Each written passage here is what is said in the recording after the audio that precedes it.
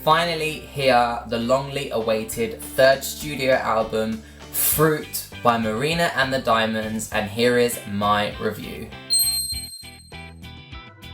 So, set to be released on the 3rd of April 2015 is the third studio album, Froot, by Marina and the Diamonds, and it was a long wait, but it surely was worth it because it is one incredible album. The track Froot showcases the talents that Marina possesses and how she's grown as an artist from her first two albums, and it really does showcase how talented Marina is, both production-wise and vocally, and here is my review of the full album, Froot.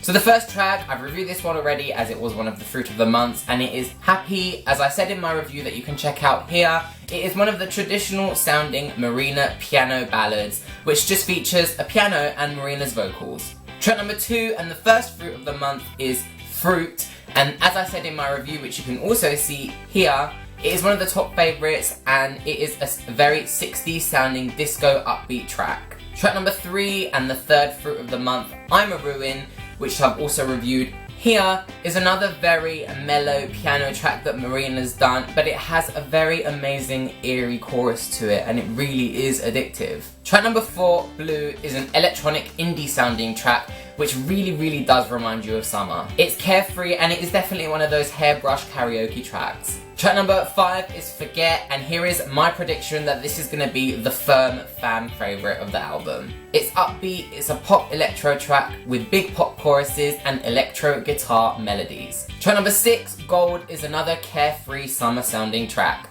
Marina's very smooth vocals accompanied with this very carefree pop like tune is perfect for a summer cruise. Track number 7, Can't Pin Me Down, has a very 80s alternative feel. It's upbeat and Marina's vocals kind of sound antique in this track. The chorus is also addictive as hell. Track number 8, Solitaire, is a slow, eerie sounding track with a very steady beat throughout.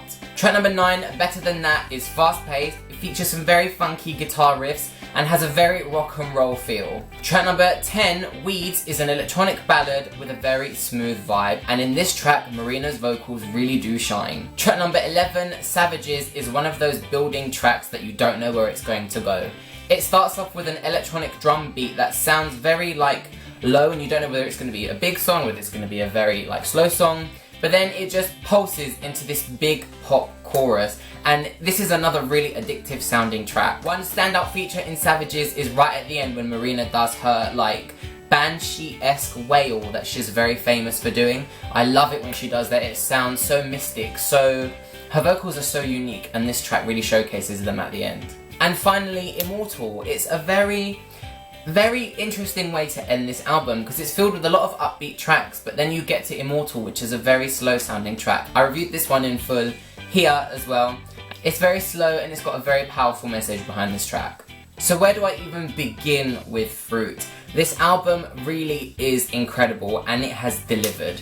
Marina is one of those artists that I discovered since day one, even before she released the Family Jewels and she released her Crown Jewels EP. And I knew from that moment that she was going to be something special because she was very different at the time, and I always knew she was going to constantly push her artistry, and she has done just that with every single album, from the Family Jewels to Electra Heart to now Froot. I feel that the first two she's learned a lot and she's pushed something amazing with this album.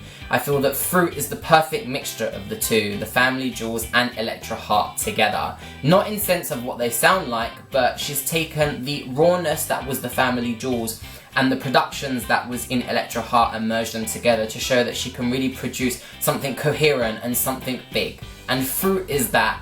To me, I feel like Froot is her best album, and that's a lot to say because I adored Electra Heart. Froot is something that the fans are going to enjoy, the fans are going to love, and there are some tracks that are going to be incredible live. So saying all of that, it was very difficult to pick a favourite track from Froot. But I managed it, and my favourite track from Froot has to be Savages. I love how upbeat it is, I love the production in that track, I love Marina's vocals in that track, and to me it really is like the standout track for Froot, to me anyway. My least favourite track has to be Solitaire. I feel like it's just too steady, it's too slow, and it doesn't really go anywhere. I can listen to it, but I feel like that's the one I constantly skip. And to end my Marina and the Diamonds Froot album review, I want to know what you guys think. Let me know down there in the comments what you think of the album as a whole and what your favourite and least favourite tracks are on the album. There we go, it's the end. Check out some of my previous videos up there and check out my social media links down there. Hope you guys enjoyed this video. Give me a thumbs up if you did, and I will see you guys soon. Bye!